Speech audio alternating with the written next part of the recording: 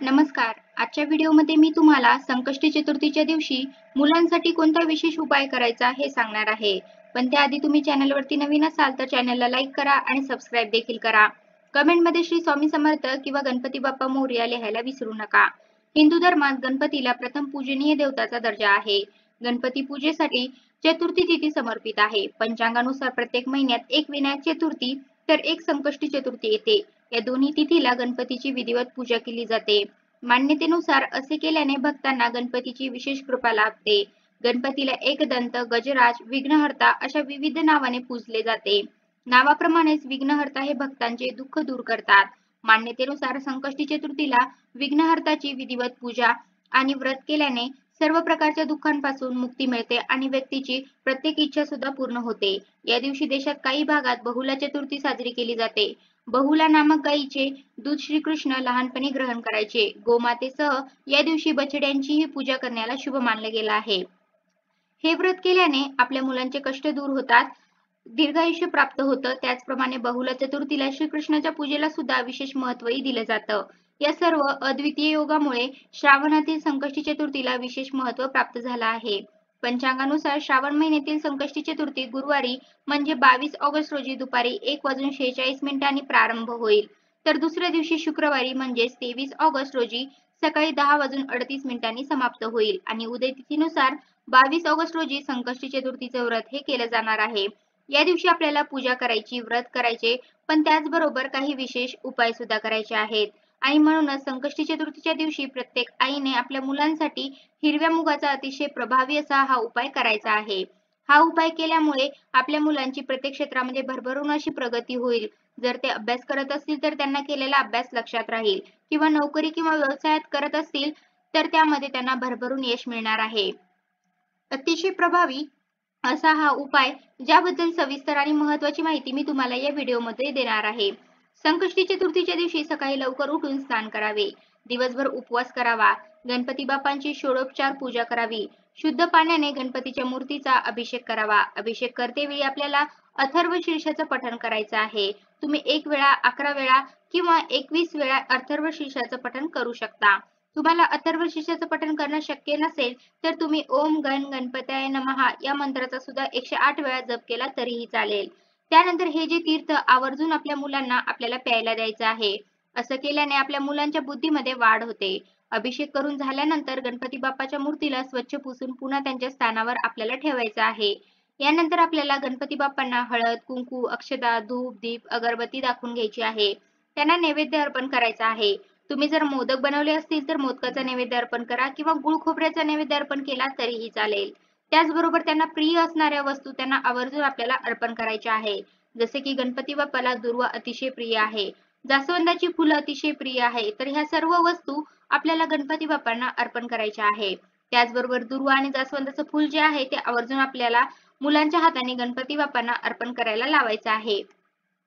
तसंच आपल्या मुलांना जेव्हा आपण गणपती अथर्व शीर्षाचं पठण करणार तेव्हा आपल्या मुलांना बाजूला बसवायचं आहे. त्यांनी श्रवण केलं तरी त्यांना त्याचा खूप लाभ प्राप्त होतो. त्याचबरोबर मुलांकडून सुद्धा तुम्हाला काही सेवा करून घ्यायच्या आहे. तुम्ही 108 वेळा मुलांकडून ओम गण गणपतये नमः या मंत्राचा जप करून घ्यायचा आहे. आता तुमची मुले लहान आहेत. 108 वेळा बोलणे शक्य नसेल तर किमान 1 वेळा तरी त्यांच्याकडून या मंत्राचं पठण हे करून घ्यायचं आहे. अशा रीतीने आपल्याला विधिवत गणपती बाप्पांची पूजाही करायची आहे. त्याचबरोबर या दिवशी चंद्रदर्शनाचं सुद्धा विशेष महत्त्व आहे. चंद्रोदयाची वेळ ही आपल्याला पाहायची आणि त्यानंतर आपल्याला गणपती बाप्पांना धूप, दीप, अगरबत्ती दाखवून द्यायची आहे. नैवेद्य दाखवायचा आणि चंद्रदर्शन घेतल्यानंतरच आपल्याला चंद्राला अर्घ्य द्यायचा आहे आणि गणपतीची आरती म्हणायची आहे. जास्वंदाचं फूल आणि दुर्वा वाहून आपल्याला उपवास हा सोडायचा आहे आणि गुरुवारी म्हणजे संकष्ट चतुर्थीच्या दिवशी चंद्रोदय जो आहे तो 9:02 होणार आहे. आता हा उपाय आपल्याला कधी करायचा आहे तर हा उपाय संकष्टी चतुर्थीच्या दिवशी संध्याकाळी 6 वाजल्यापासून तुम्ही अगदी रात्री 12 वाजेपर्यंत सुद्धा करू शकता. त्याचबरोबर आपल्या 108 हिरवे मूग घ्यायचे आहे. जे आपण 108 हिरवे मूग घेणार ते व्यवस्थित आपल्याला पाहून घ्यायचे आहे. ते अखंड असावे. कुठेही तुटलेले, फुटलेले किंवा खराब झालेले नसावे. तर 108 हिरवे मूग आपल्याला एका वाटीमध्ये घ्यायचे आहे.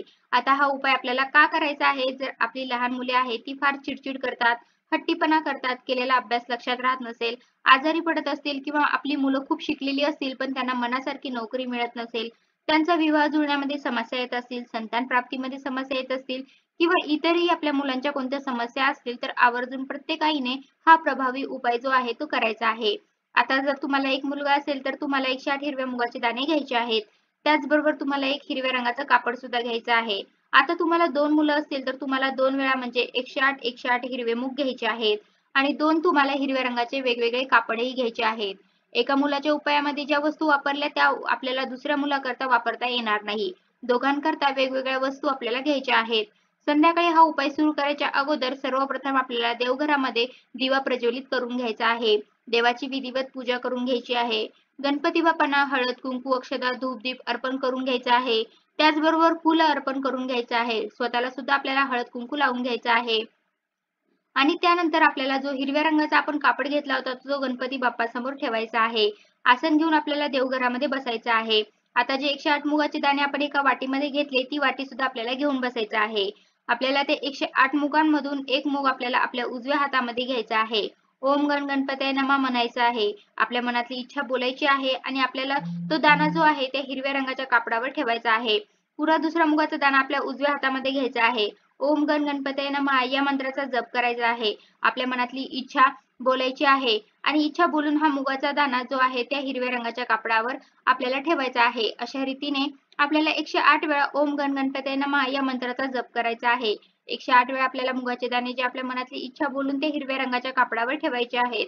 त्यानंतर आपण हे जे मूग हिरव्या रंगाच्या कापडावर ठेवले त्याची एक पोटली तयार करायची आहे आणि ही पोटली आपल्याला गणपती बाप्पांच्या चरणाजवळ ठेवायची आहे.